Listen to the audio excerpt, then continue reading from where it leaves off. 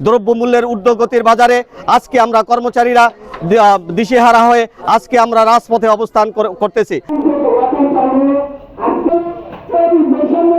আপনারা জানেন, আপনারা সচেতন মানুষ, সাংবাদিক মিডিয়া ভাইরা, আমরা 15 সালের পর থেকে আমাদের কর্মচারীরা দুর্দশার মধ্যে আছি। 15 সালে একটি স্কেল দেওয়া হয়েছিল, সেই স্কেল ছিল কর্মকর্তাদের জন্য, কর্মচারীদের কোনো স্কেলের কোনো আমরা বেনিফিট পাই নাই, সামান্যতম আমাদের জন্য বৃদ্ধি করা হয়েছিল। এই থেকেই আমরা আন্দোলন সংগ্রাম করে আসছি।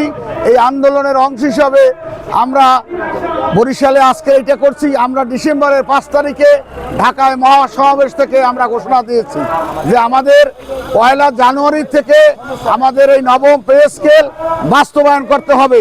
এই নবম পে স্কেল বাস্তবায়ন না হওয়া পর্যন্ত আমরা সরকারি কর্মচারীরা আমরা সরকারের কাছে দাবি করে যাব, আমরা রাজপথে থাকব, আমাদের এই নবম পে স্কেল আমরা আদায় করব।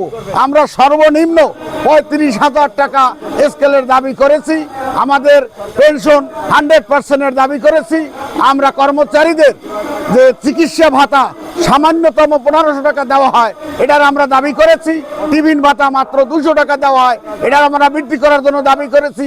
এমনিভাবে আমাদের 5 দফা দাবি আমরা সরকারের কাছে দিছি।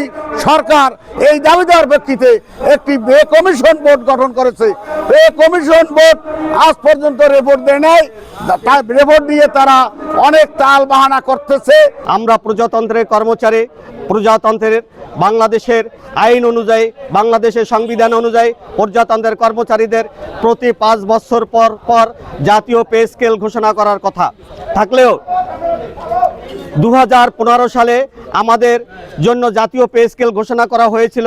আজকে 2026 সাল, এই 11 বছর অতিবাহিত হওয়ার পরেও সরকার আমাদের এই কর্মচারীদের জন্য কোনো সুযোগ সুবিধা, কোনো পে স্কেল ঘোষণা কিংবা কোনো রকমের আমাদের সুযোগ সুবিধা বৃদ্ধি করেন নাই, যে কারণে বর্তমানে দ্রব্যমূল্যের ঊর্ধ্বগতির বাজারে আজকে আমরা কর্মচারীরা দিশেহারা হয়ে আজকে আমরা রাজপথে অবস্থান করতেছি। আজকে আমাদের পরিবারের সদস্যদের নিয়ে আমরা কঠিন জীবনযাপন করছি।